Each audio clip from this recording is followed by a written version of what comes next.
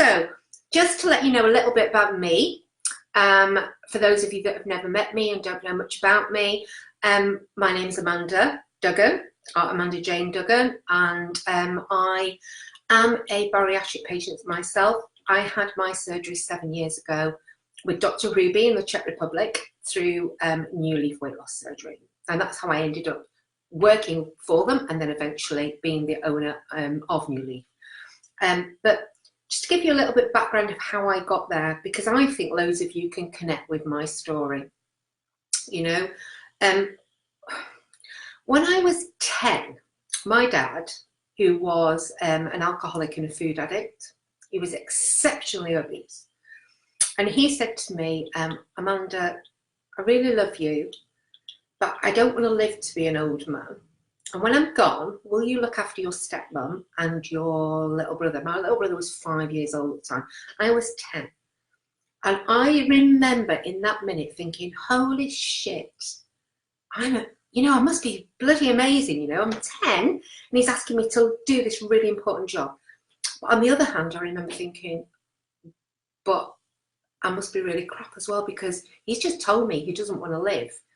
And at 10 years old, you know, that was all about me. He doesn't want to be with me. I'm not good enough. And, you know, that was the start for me of thinking, oh. So I remember in that minute thinking, right, I'm going to do everything I can to make him want to stay. I'm going to do anything he asks me. And at that moment, I became an absolute chronic people pleaser. I would have done anything for him. Whatever he asked me to do, I did it without any argument or anything. Some of you have heard this story before, and I'm sorry if I've said it before and you've heard it, but I think it's important for those that haven't to understand where I'm coming from. So basically, I became a chronic people pleaser. 2 years later, he shot himself with a 12-bore shotgun through the roof of the mouth.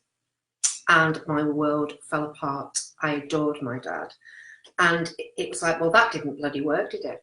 So I could have gone one of two ways. Either I could have just gone, do you know what, I'll just do my own thing, because people pleasing didn't work, but I didn't. I just thought, this is so painful, I cannot lose anybody else. So I, from then, became this absolute chameleon that just changed who I was, where I was, with whoever I was. A bit like Pretty Woman, you know, when they say, you know, what's your name or what do you want it to be? That was me. And I would do anything to be loved or liked. And consequently, in that process, over many years, I completely lost all identity of who I was. So fast forward to the age of 47. By this time, because I'm living in this body that is not myself, who has no self-esteem, I don't know who I am, I don't know where I am, and the only way that I could manage that was by using external things to fix me.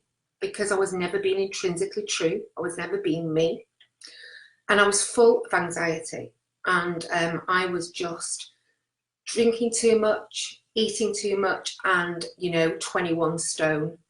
I was a very professional woman. I've got 6 children at that time, 7 grandchildren. I've got 10 now, and everybody thought I'd got it all together on the outside, but inside I was a complete mess. I hated every bone in my body, and I just loathed myself completely.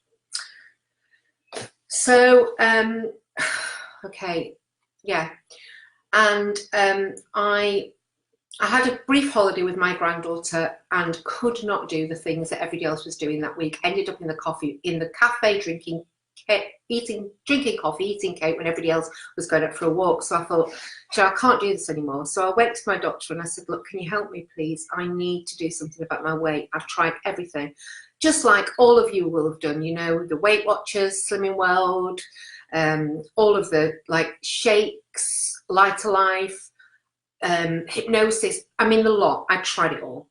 And every time I just felt more and more bad about myself. I'd lose some weight, keep it off for a little bit of time, and then it all got back on, plus more.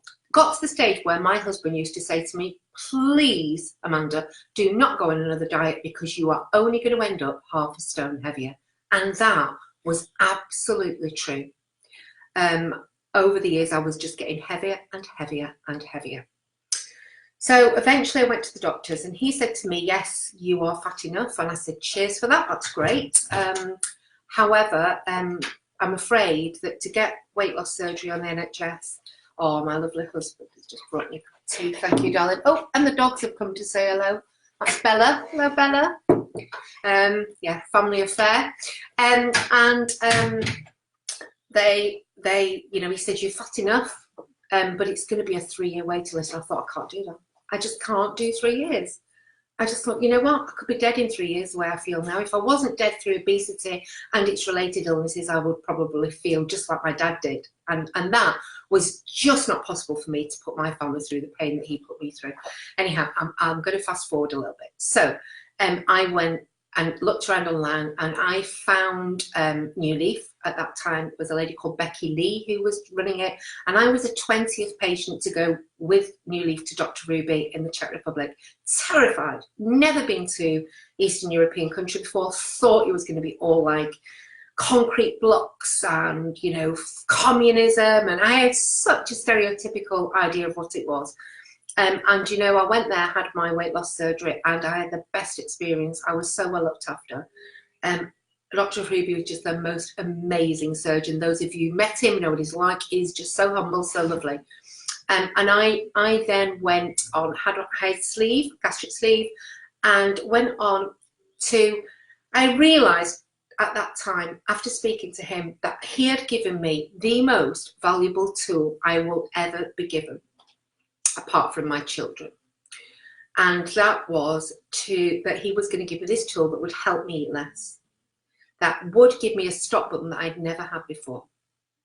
However, it was only going to do 25% of the job for me. It was a tool to put in my toolkit that would help me to have a stop button. But what would it do? So it would help me to, I just want to make sure that I've got this right. It would help me change my metabolism to a certain extent, change the way that food tasted for a little bit of a while.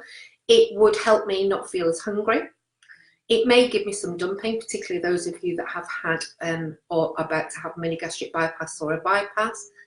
But it wouldn't, unfortunately, because I wish it would, stop me eating chocolate. Wouldn't it be great? It won't make me get up in the morning and exercise. And it won't take away that obsession that I'd had for many years with food. So basically what it wouldn't do was give me the mindset that I needed to be as successful as I possibly could be in this journey. That was up to me to find. So I went on this absolute knowledge fest, and 9 days after I had my surgery, I enrolled in a course at the National Centre for Eating Disorders in London to become to be trained as an eating disorder therapist. And over 2 years I did that. From then I have done other things like emotional freedom technique, commonly known as tapping, neuro-linguistic programming, NLP, oh gosh, loads of things that I've done. I've just got a scholarship to for the Institute of Psychology for Eating in America, to become a mind-body eating coach with them, which I'm so excited. I've started that. And I'm also, just yesterday, started working with a lady called Shauna Quigley in Ireland, who is an emotional eating coach and psychologist. And we're going to be working together to produce something specifically for bariatric patients, because we've realised that they are a completely different breed, you know, that they've got different things that other people that have emotional eating.